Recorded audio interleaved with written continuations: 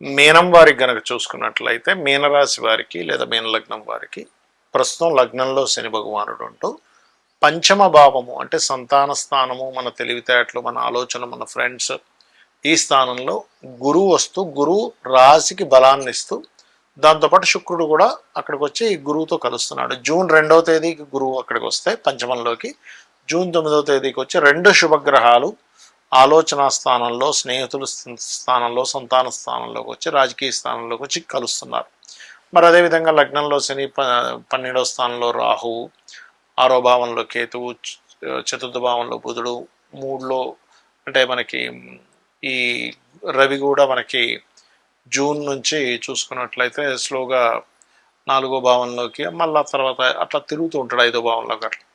కాబట్టి ఈ యొక్క గ్రహస్థితి మూలంగా మీకు కలిగేటువంటి ఫలితాలు ఏమిటి, ఏ దేవత ఆరాధన చేసుకోవాలి, ఎటువంటి విషయాల పట్ల మీరు జాగ్రత్తగా ఉండాలనేటువంటి అంశాలు చెప్తుంది నేనైనప్పటికీ చెప్పిస్తుంది సాక్షాత్ లలిత అమ్మవారిగా భావిస్తూ ఆ లలితాంబిక అమ్మవారి యొక్క అనుగ్రహం మీకు పరిపూర్ణంగా కలగాలని మనస్ఫూర్తిగా కోరుకుంటూ, ఇక్కడ రాశిలో ఉండేటువంటి శని ఏలినాడు శని నడుస్తున్నప్పటికీ మీనం వారికి గురువు ఎప్పుడైతే పంచమ భావంలో శుక్రుడితో కలిసి ఉంటున్నాడో గురువు యొక్క దృష్టి మీ రాశి మీద పడుతుంది. కాబట్టి ఏలిన నాటి శని ప్రభావాన్ని తగ్గిస్తాడు ఇక్కడ గురువు. అంటే శ్రమ ఉన్నప్పటికీ ఆ శ్రమని ఎలా తగ్గించుకోవాలి ఐడియాగా, ఎందుకంటే పంచమంలో 2 శుభగ్రహాలు కదా, అంటే స్మార్ట్ వర్క్ ఎలా చేయాలి, ఇంతకాలం బాగా కష్టపడిపోతున్నాను దీని గురించి, అలాగే స్మార్ట్ వర్క్ ఎలా చేయాలి, అదేవిధంగా శ్రమ తగ్గుతుంది. మనకి చూడండి ఇన్వెస్ట్మెంట్స్ వల్ల లేకపోతే ఎక్కువ ఖర్చు వల్ల ఒత్తిడి ఎదుర్కొంటున్నటువంటి మనకి ఆ ఒత్తిడి అనేటువంటిది ఖచ్చితంగా తగ్గుతుంది, గుర్తుపెట్టుకోండి. ఇక మీరు నిత్యము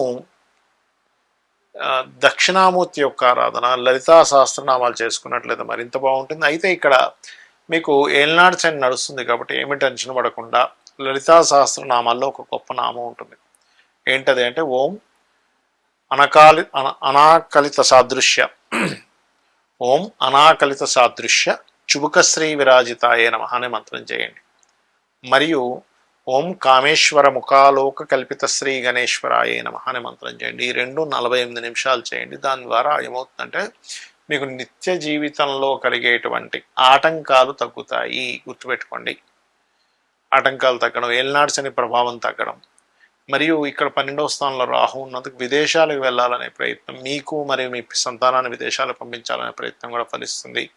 ముఖ్యంగా సినిమా ఫీల్డు, ఫ్యాషన్ రంగాల్లోని బట్టలు అమ్ముకునేటువంటి వారు, అంటే ఈ క్లాతింగ్ రిలేటెడ్, ఈ డిజైనింగ్ రిలేటెడ్ రంగాల్లో ఉండేటువంటి వారికి కూడా కొత్త కొత్త అవకాశాలు వస్తాయి. సంతానం కోసం చేసే ప్రయత్నం ఫలిస్తుంది.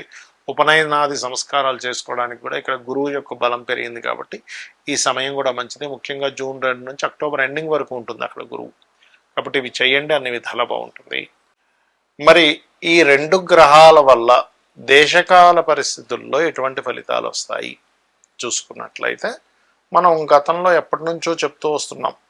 ఈ కుజుడు అగ్నితత్వ రాశుల్లో ఉన్నాడు, శని మీన రాశిలో కూర్చున్నాడు, కర్కాటక రాశిలోకి వచ్చేటువంటి గురువు, ఇందులో గుడ్ ఉంది, బ్యాడ్ ఉంది, చెప్తాను. What is good and what is జాగ్రత్త అని చెప్పి చూసుకుంటే, ఇక్కడ జాగ్రత్త అనేటువంటిది నీటి ద్వారా వచ్చే సమస్యలు, వాహనాల ద్వారా వచ్చే సమస్యలు. ఎందుకు అంటే ఈ గురువు ఎప్పుడైతే మనకి కర్కాటక రాశిలో శని రాహు ఎనర్జీస్తో ఉన్నాడో ఇది వాహన ప్రమాదాలని, నీటికి ద్వారా వచ్చేటువంటి విపత్తులని, యుద్ధ సంబంధించిన అంతా సమసిపోయాయి కదా, ముగిసిపోయాయి అనుకున్నది మళ్ళీ పెరగడం. ఎందుకంటే మే 11 నుంచి ఎప్పుడైతే మనకి కుజుడు మేషరాశిలోకి వస్తున్నాడు, మే 11 నుంచి మీరు కనుక గమనించినట్లయితే ఇంకా ఏ యుద్ధము లేదనుకునేది మళ్ళీ మే 11 నుంచి మళ్ళీ పెరుగుతూనే ఉంటాయి కామన్గా. అటువంటి ఫలితాలు వస్తూ ఉంటాయి. మరి మంచి ఏమిటి అంటే కొన్ని ప్రదేశాల్లో మనం చూడండి రియల్ ఎస్టేట్ ఆగిపోయింది, ఏంటోనండి ఇక్కడ పెరిగేటట్లేదు అనుకునే ప్రదేశాల్లో మళ్ళీ రియల్ ఎస్టేట్ పుంజుకుంటుంది.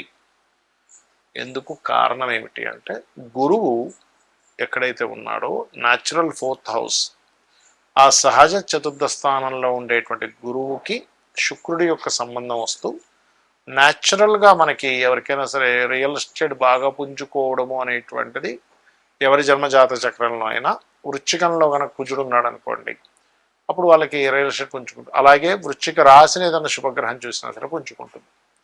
అయితే ఇక్కడ ఎప్పుడు కూడా మీరు అర్థం చేసుకోవాల్సింది ఏంటంటే, మీరు చాలామంది చూడండి, చాలామంది ఇబ్బంది పడుతున్నటువంటిది ఏమిటి, వాళ్ళ యొక్క జాతక చక్రం రీత్యా వాళ్ళకి అప్పులు అవ్వడమనో, రోగమనో, రుణమనో, శత్రుత్వాలనో ఏర్పడుతున్నాయి, ముఖ్యంగా అప్పులు.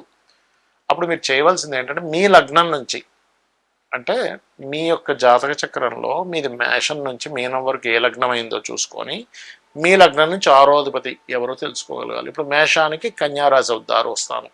మేషం, వృషభం, మిథునం, కర్కాటకం, సింహం, కన్య. 6వ భావంలో ఏ గ్రహం ఉందో ఆ గ్రహానికి సంబంధించిన దానం ఇవ్వండి. మేషానికి అయితే కన్య అవుతుంది, వృషభానికి అయితే తుల అవుతుంది, మిథునానికి అయితే వృశ్చికం అవుతుంది. అంటే మేషానికేమో మీరు పెసలు దానంగా ఇవ్వండి, వృషభానికేమో శుక్రుడికి సంబంధించినవి అంటే బొబ్బర్లు దానంగా ఇవ్వండి, లేకపోతే శనగలు ఇచ్చినా పర్లేదు, లాభాధిపతి కూడా పనిచేస్తాడు అక్కడ. మిథునానికి చాలా క్లియర్గా మీకు ఇక్కడ కందులు దానంగా ఇవ్వండి. మరియు అదేవిధంగా కర్కాటకానికి మీరు బొబ్బర్లు ఇవ్వచ్చు లేదా శనగలు ఇవ్వచ్చు. బొబ్బర్లు ఇంకా బాగా పనిచేస్తాయి, అంటే 6th లాడ్ కంటే 11th లాడ్ పనిచేస్తాడు. ఇక్కడ ఏంటంటే, మన పూర్వజన్మలో ఉండేటువంటి కర్మ వల్లనే మనం అప్పులు పాలవడము, అనుకున్నది సాధించలేకపోవడము, ఇబ్బంది పడడం జరుగుతూ ఉంటుంది. ఈ రకంగా ప్రతి లగ్నానికి వాళ్ళ యొక్క పంచమాధిపతికి సంబంధించిన ధ్యానము, మంత్రము చేయడము, 6వ అధిపతికి సంబంధించిన దానం ఇవ్వడం చేయాలి. అప్పుడు బ్యాలెన్స్ అవుతుందన్నమాట. ఆ రకంగా సింహం వారు అనుకోండి, వాళ్ళు ఎక్కువగా పెసలు దానంగా ఇవ్వడం, శనగలు నువ్వులు దానంగా ఇవ్వడం, పెసలు నువ్వులు దానంగా ఇవ్వడం, మరియు అదేవిధంగా ఈ యొక్క కన్యారాశి వారైతే బియ్యము దానంగా ఇవ్వడం, నువ్వులు దానంగా ఇవ్వడము, మరియు అదేవిధంగా తులారాశి వారైతే శనగలు మరియు గోధుమలు, వృశ్చికం వారైతేనేమో కందులు, పెసలు, ధనస్సు వారైతేనేమో బొబ్బర్లు ముఖ్యంగా దానంగా ఇవ్వాలి. మరియు మకర రాశి వారు చూసుకున్నట్లయితే ఇక్కడ మీరు కందులు, పెసలు దానం ఇవ్వచ్చు. కుంభరాశి వారు బియ్యము అండ్ శనగలు దానం ఇవ్వండి. మరియు మీన రాశి వారు గోధుమలు అండ్ నువ్వులు దానం ఇవ్వండి. వీటి వల్ల ఏమవుతుందంటే, పూర్వజన్మ కర్మ తగ్గుతుంది.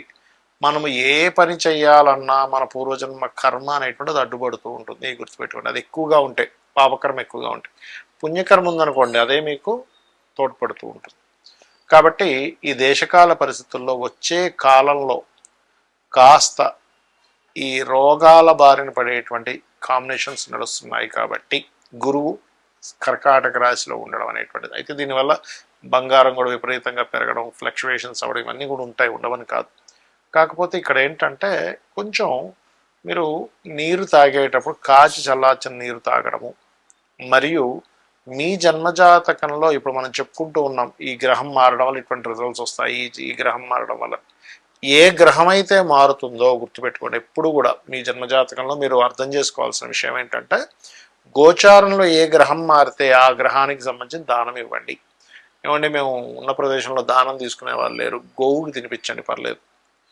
అలా కాకుండా దానము తీసుకోవడానికి లేరు, గోవు తినిపించుకోవడానికి మాకు గోశాల లేదు, ఎక్కడ గోవులు కూడా ఉండవు, మేము ఉండేటువంటిది ఏదో సౌదీ కంట్రీస్లో ఉంటున్నాం అనుకున్నప్పుడు మీరు చక్కగా కూర్చొని ఆ గ్రహ అధిష్టాన దేవతను ధ్యానం చేయండి. అంటే ఇప్పుడు రవి మారాడు సూర్యభగవాను, చంద్రుడు మారాడు రాజరాజేశ్వరీదేవి అయి నమః అని, కుజుడు మారాడు ఓం స్కందాయ నమః, బుధుడు మారాడు ఓం విష్ణవే నమః, గురువు మారాడు ఉదాహరణకి, అప్పుడు ఓం దత్తాత్రేయాయ నమః, శుక్రుడు ఓం శ్రీమాత్రే నమః, శని నమఃశివాయ లేదా ఓం ఆంజనేయ స్వామి నమః, రాహువు మారాడు అనుకోండి, రాహుకేతు ఇప్పట్లో మారట్లేదు, మనకు నవంబర్లో మారుతాడు, అప్పుడు ఓం దుర్గాయ నమః, ఓం గణాధిపతయ నమః. దీనివల్ల ఏమవుతుందంటే, గ్రహ మార్పు వల్ల మీకు కలిగేటువంటి చెడు జరగకుండా మంచి జరుగుతుంది. శ్రీమాత్రే నమః.